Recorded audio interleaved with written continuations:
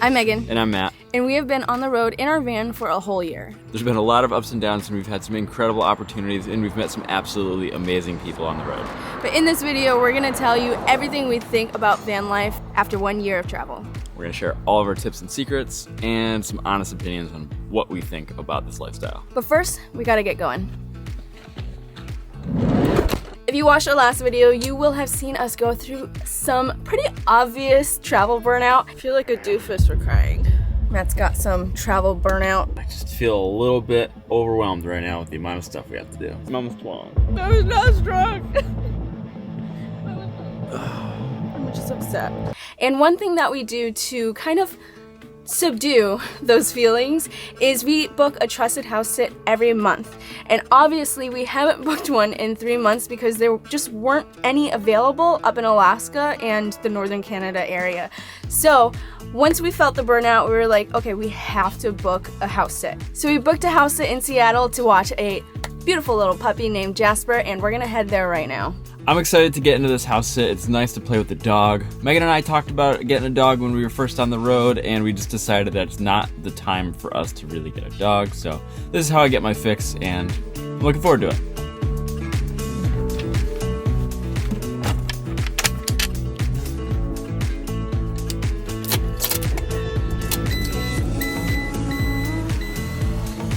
Throughout this video, we're going to answer some of the questions we've gotten on Instagram, and if you haven't checked us out yet, this is our channel right here. And before we get into it, we're going to catch you up on the last few weeks.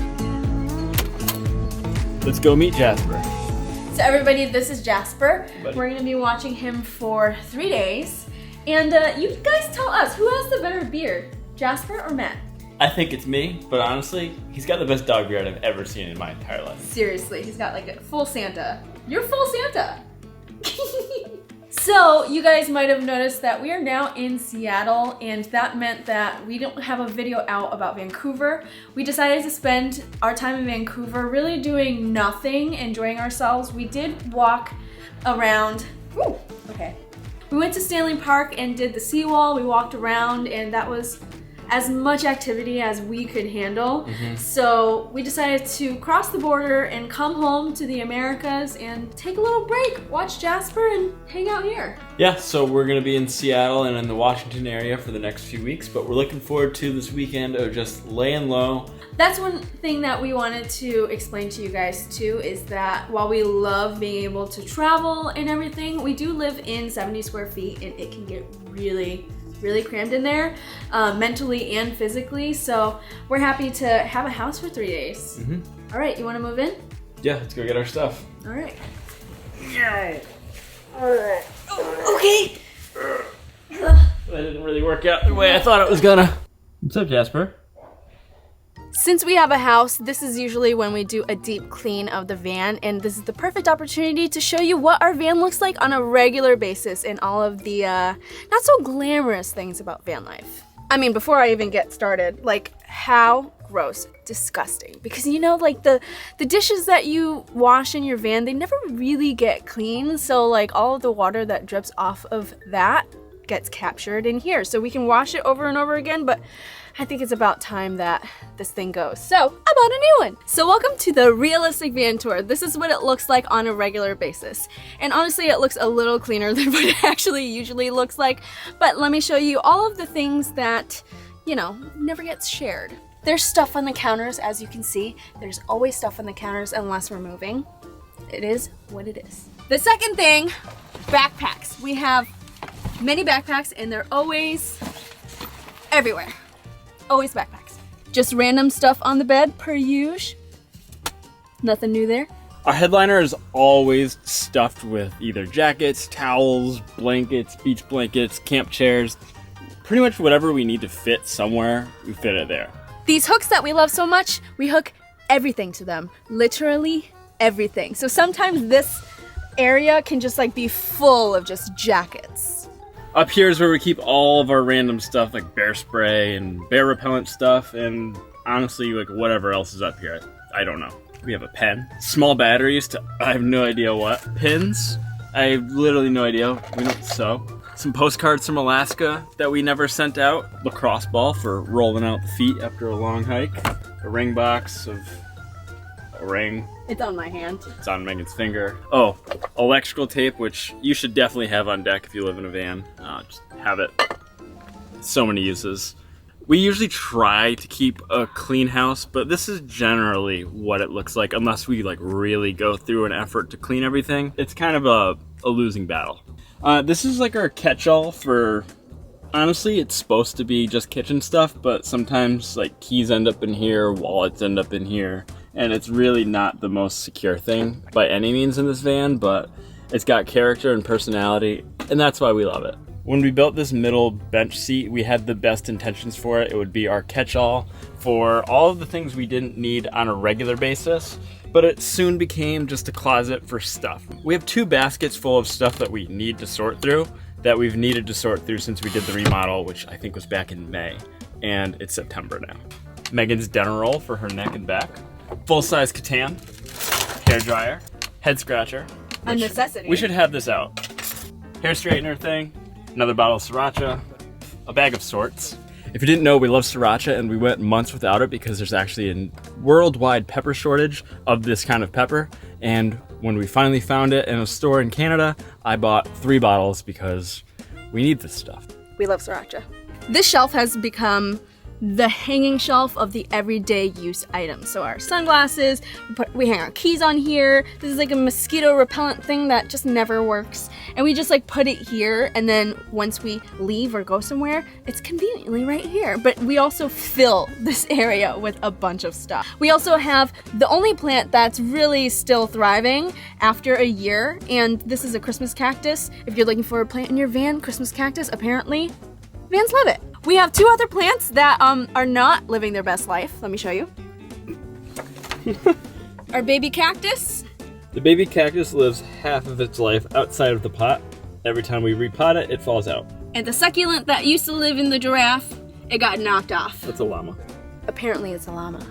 So there is your realistic van tour. This is how we live. Oh wait, let's show you the cab because that's our least favorite part. Welcome to our ProMaster cab. We have a full tripod, which always just moves back and forth while we film. Anyways, this is our cab and it's always a mess. Let me start with Matt's catch-all. Multi-tool, tiny flashlight, chapstick of course. I need that in my pocket, I'm gonna lose. Okay, my toe spacers, obviously. And random magnets that keep on falling. Hair clip, doy. And usually that's filled with keys and phones and just all of the stuff. Receipts, paper. Receipts. You guys are seeing it a little cleaner than it normally is, but typically it's more of a crazy place. Let's not forget, this is where we keep our level, and this level is how Matt determines if we're level enough to sleep at night. You always want to be head high, toe down. If you've watched our van tour, you're probably like, where do they put their shoes? Usually people have like shoe compartments. We don't have shoe compartments. We have a cab where we just have a bunch of shoes. I only have like 5 or 6 pairs of shoes and they're just always everywhere. This is usually where I keep my trash. At least it's organized chaos. Yep, that's the cab. My side's always cleaner. Matt's side is always cleaner.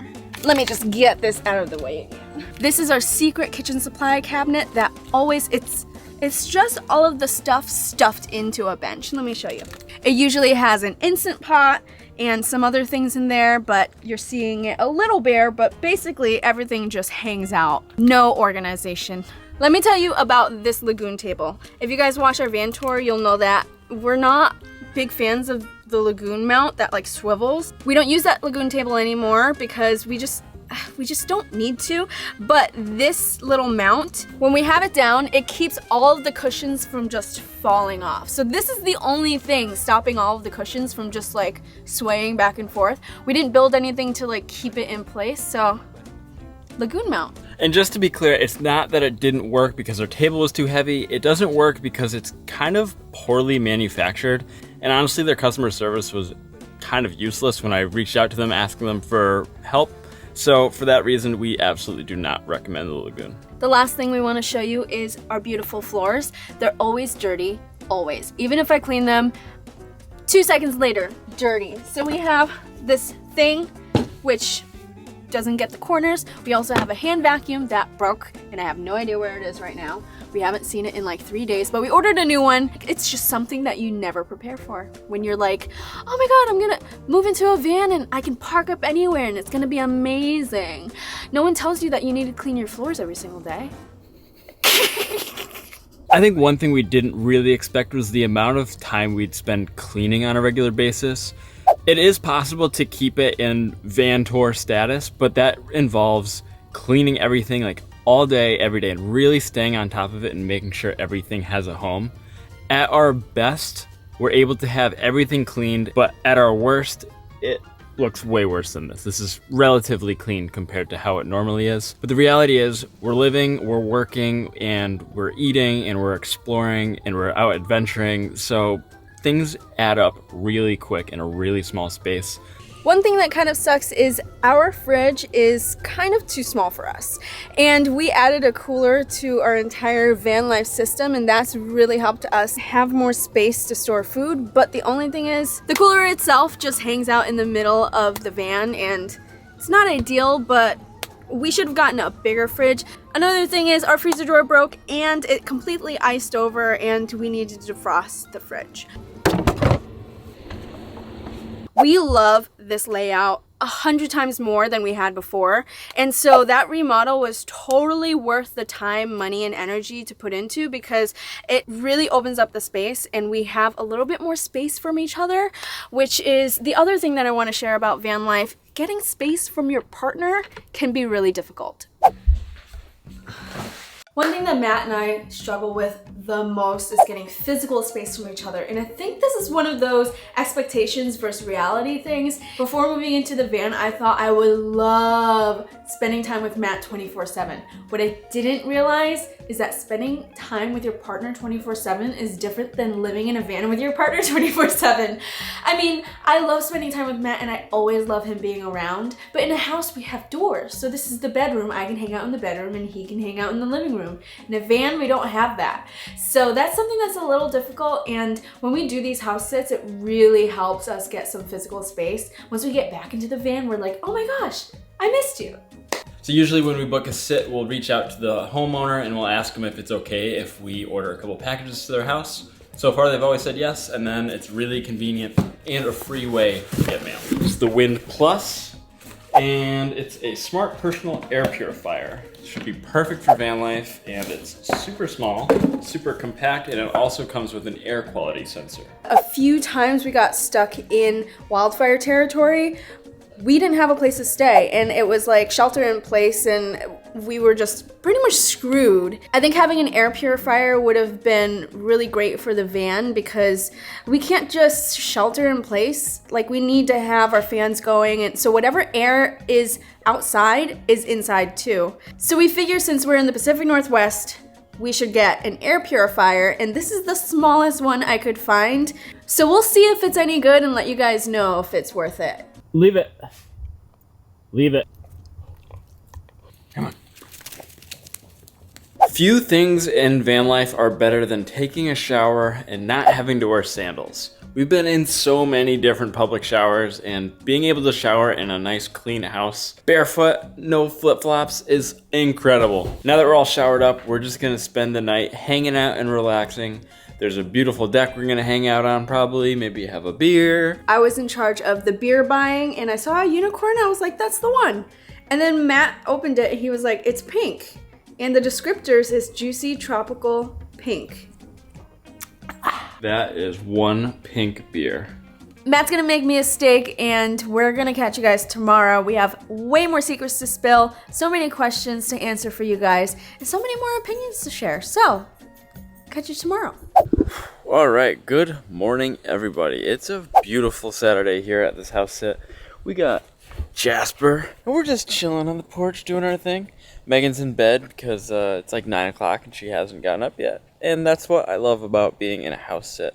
We're able to really get out, kind of do our own thing and not disturb each other. I usually wake up way before Megan, and I have to kind of like tiptoe around the van and like be really quiet and try not to wake her up. And sometimes that just is kind of tough because I just want to get my day started, or I want to go somewhere, and then I'll drive and she doesn't get good sleep and she's cranky. Being in a house kind of really gives us the best of both worlds and allows me to, you know, get up. I already took Jasper for a walk, now making some coffee inside, but these views are sick. This is an awesome house sit.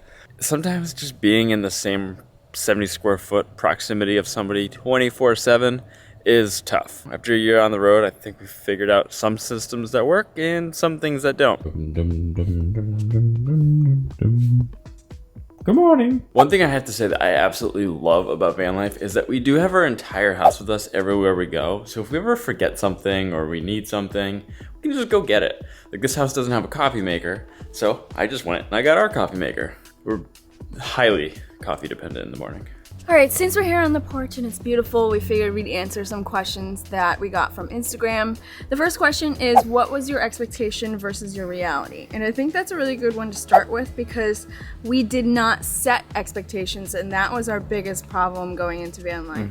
We spent all of our effort and energy building out the van that we never once even thought, like, what are we gonna do when we actually hit the road? We get asked all the time, where are you guys gonna go? What are you gonna see? And we always had the same answer, like, I don't know, I guess we're gonna go check out the national parks and we wanna see all 50 states.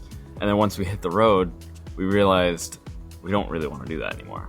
Yeah, I think our biggest mistake, which was another question, what was your biggest mistake going into van life, was that we didn't set proper expectations and we weren't on the same page. So Matt was more focused on traveling, seeing, and doing as much as possible. And at the rate that Matt wants to travel and explore, it's like exhausting for me. So I was just expecting that we we park up at some campsites and like live our lives and kind of just like live small and enjoy that and sometimes move. That's two different types of van life. And what we learned on the road is that there are many types of van life, not just travel, not just living, but by necessity, by choice. There's so many reasons why people live van life, and you can kind of cater it to whatever you want your life to be. We didn't know what our life wanted to be, so we couldn't cater our life to it. So that was our biggest mistake for sure. It's definitely not easy living with your partner in a van, and you really need to figure out how to give each other space, and that's something we're still working on. That goes into our next question. What relationship advice do we have for people? And I think it's like, maintain your identity outside of your partner. It's a little harder for us because, you know, you're on our YouTube channel. It's called Meghan and Matt. Instagram, it's called Meghan and Matt. We have a website called meghanandmattb.com. Like, we are Meghan and Matt. So, like, we are business partners. We are partners. We're life partners. Life partners. We are social media partners. We are travel partners. So everything kind of just mashes in. And so I think it's important, number one, to have a hobby inside the van and outside the van. I have hobbies inside the van, don't have hobbies outside. Matt has hobbies outside of the van, don't have hobbies inside. This is not good because when it rains, we both need to have hobbies inside the van. Matt just like doesn't know what to do with himself and he just goes crazy. But when we're like outside of the van, I kind of get bored and I just go inside. Yeah, I definitely need to figure out something I can do inside the van that doesn't require service or being on my phone. I spend a ton of time on the screen, so I would like to find something that is completely unrelated. Any other relationship advice? I think just be open with yourself and open with your partner, and just be completely honest and transparent with your communication of what you need, what you don't need, and what's working and how you're feeling. It can be exhausting being on the road all the time and constantly having to make decisions about things like where to sleep and where to go next and all of that kind of stuff. So being open about when you need to take days to rest is incredibly important. And I think that's the biggest advice I have for anyone on the road is if you need to take a break, take a break. We got quite a few people asking us about stuff that we thought we needed but didn't end up needing. And I think that's a really good question. And I think it's also very kind of personalized depending on what your interests, wants, and needs are.